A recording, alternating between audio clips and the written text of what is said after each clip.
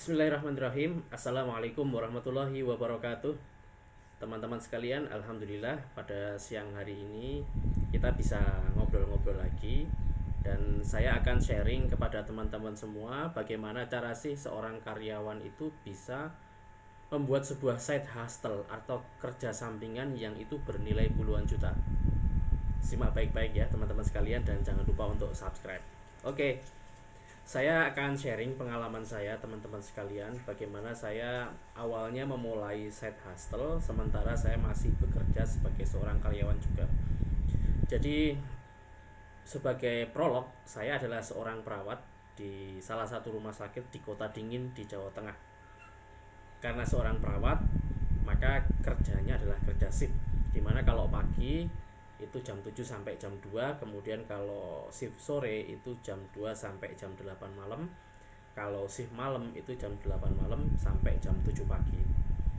Nah, dengan 3 shift seperti itu, bagaimana sih saya bisa kemudian menciptakan sebuah side hustle, kerja sampingan yang bahkan itu bisa menjadi main hustle ya, menjadi sebuah bisnis utama yang bahkan bisa berkembang dan menghasilkan puluhan juta dan alhamdulillah bisa berkali-kali lipat dari gaji sebagai seorang karyawan. Perlu saya sampaikan kepada teman-teman semua bahwa di sini saya hanya untuk sharing ya, tahadud bin nikmah, bahwa ternyata bisa kok seorang karyawan itu menciptakan sebuah bisnis tanpa dia harus meninggalkan pekerjaannya. Itu bisa. Caranya bagaimana? Caranya adalah dengan meningkatkan kapasitas kita. Karena memang salah satu tantangan bagi seorang karyawan ketika dia mau memulai sebuah bisnis itu adalah manajemen dirinya dalam mengisi waktu ketika dia sedang tidak bekerja. Tentu saja kalau kita sedang berada di kantor, sedang bekerja sesuai dengan profesinya masing-masing, kita harus menjalankan SOP ya, atau pekerjaan yang memang dibebankan kepada setiap kita masing-masing. Saya perawat, tentu ada pekerjaan sebagai seorang perawat. Mungkin teman-teman ada yang bekerja sebagai seorang buruh di pabrik, ada sebagai seorang dosen, ada yang menjadi seorang guru dan berbagai macam profesi lainnya. Nah, ketika sudah pulang, nah ini kuncinya. Jadi teman-teman ketika sudah pulang dari kantor, apa yang dilakukan? Kalau saya, yang pertama, catat baik-baik, yang pertama adalah saya berlatih berjualan, baik itu offline maupun online. Saya mulai mengetuk pintu-pintu, berjualan, membuka lapak, menghubungi berbagai pelanggan yang ada di database kontak WhatsApp saya, membuat iklan, berjualan di Facebook, berjualan di Instagram, di WA dan lain sebagainya. Itu untuk awal. Jangan berpikir bahwa ketika kita mulai berjualan, ketika saya mulai berjualan itu langsung hasilnya puluhan juta. Ya nggak seperti itu prosesnya. Untuk awal mungkin nggak ada yang beli, tapi paling tidak itu menumbuhkan keberanian di dalam diri saya dan tentu saja di dalam diri teman-teman sekalian ketika memulai untuk berjualan. Karena apa? Karena di dalam berjualan itu tidak sesimpel dan tidak segampang yang kita pikirkan. Karena apa? Berjualan itu butuh konsistensi, butuh keberanian, ya. Sehingga keberanian untuk ditolak, keberanian untuk dikritik kalau misalnya produknya nggak sesuai dengan ekspektasi pelanggan dan seterusnya. Nah, saya mulai melatih berjualan secara rutin. Karena berjualan ini juga melatih seseorang untuk berkomunikasi. Berkomunikasi dengan supplier, penyedia barangnya, berkomunikasi dengan buyer, pembeli, customer ya, calon pembeli. Nah, itu melatih skill komunikasi. Saya yang sebagai seorang introvert yang sebenarnya tidak terlalu nyaman ketika berbicara banyak ketika banyak berbicara di depan orang atau banyak berinteraksi. Lebih senang menjadi pendengar, lebih senang untuk memperhatikan tanpa banyak komentar gitu ya. Tapi dengan berjualan ini saya melatih ya, menumbuhkan growth mindset ya, menumbuhkan pribadi untuk ya ketika berjualan memang harus ada sesuatu yang disampaikan ya sesuai dengan porsinya. Itu yang pertama, melatih berjualan. Kemudian yang kedua, saya tentu harus melakukan upgrade diri. Ya, caranya adalah dengan belajar, mengikuti berbagai macam workshop, seminar, ya, baik yang dilakukan secara offline maupun online, baik yang gratisan maupun yang berbayar. Itu saya lakukan di luar ketika saya melakukan pekerjaan sehari-hari. Saya mengikuti workshop offline yang satu hari itu 200 keluar, saya harus mengeluarkan uang 250.000 rupiah, bahkan sampai angka 2,5 juta untuk workshop yang dilakukan selama 3 hari. Yang online juga ya jutaan. Termasuk bagian dari mengupgrade diri ini selain mengikuti berbagai macam workshop offline maupun online adalah dengan membeli buku. Kalau membeli buku itu karena saya ini adalah orang yang hobi membaca, mungkin sudah puluhan juta ya, 20-an juta lebih yang saya keluarkan untuk membaca buku. Nah, jadi teman-teman di luar pekerjaan senantiasa mengupgrade diri.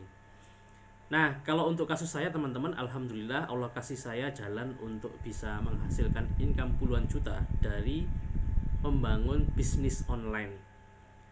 Maka kemudian saya belajar lebih dalam lagi tentang ilmu, misalkan tentang list building, tentang digital marketing, tentang copywriting, tentang teknik closing, tentang membangun sebuah bisnis, menjadi business owner dan sebagainya, yang itu butuh waktu bertahun-tahun untuk mempelajarinya. Dan lebih dari sekedar hanya mempelajarinya adalah mempraktikkan apa yang kemudian diajarkan dalam berbagai macam workshop, berbagai macam online course dan lain sebagainya. Itu harus dipraktekkan, karena kalau nggak dipraktekkan ya hanya sekedar tahu saja.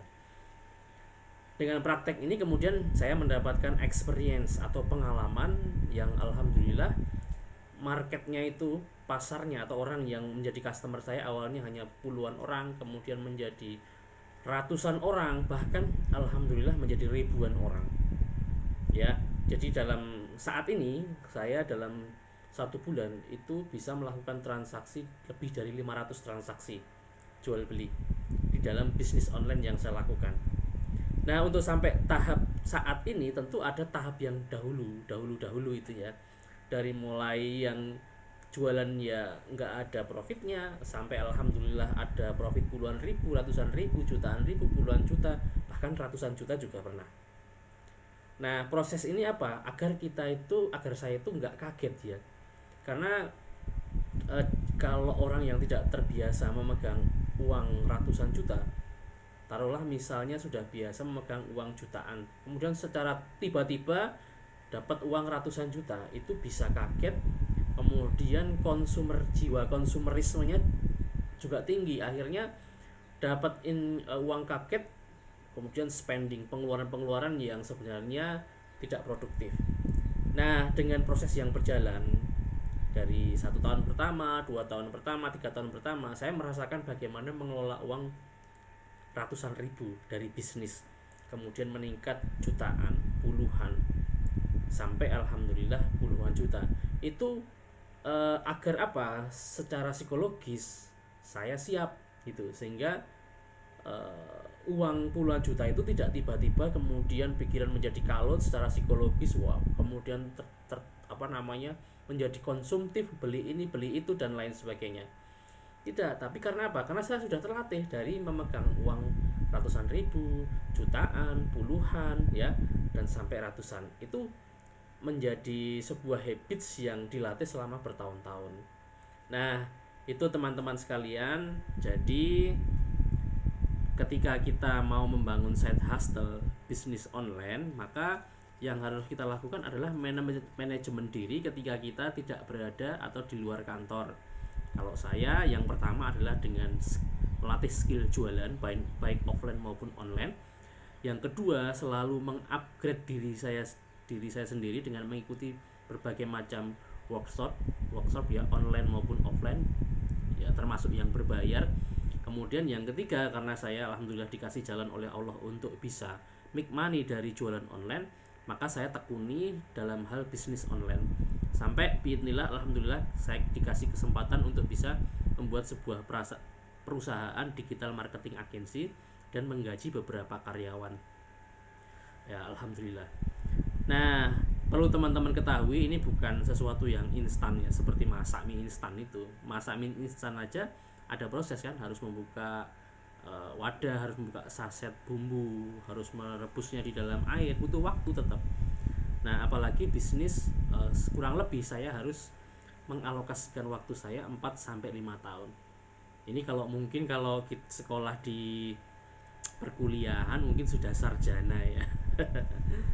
Sudah dapat ijazahnya. Tapi kalau di dalam sekolah kehidupan yang saya jalani itu memang nggak ada ijazahnya. Tapi hasilnya ada, yakni berupa income yang puluhan juta tadi.